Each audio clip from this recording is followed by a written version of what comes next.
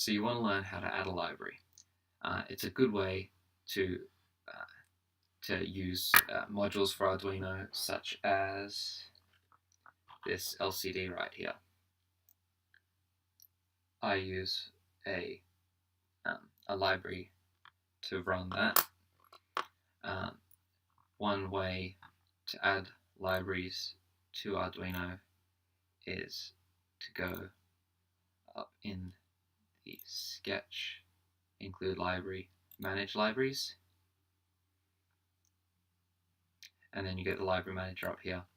Now here are some libraries that people have written. There's a lot of them. You can search for specific libraries by type, topic, or through text. But another way to get libraries for your Arduino IDE is through a website such as GitHub. GitHub, there's a lot of developers on GitHub. So people write libraries for the Arduino things, like LCDs, RFID readers, anything you can think of, there's probably a library for it. So if say you get a module and you need a library for it, one easy way to find it is searching up Arduino, what it is, including the chip number.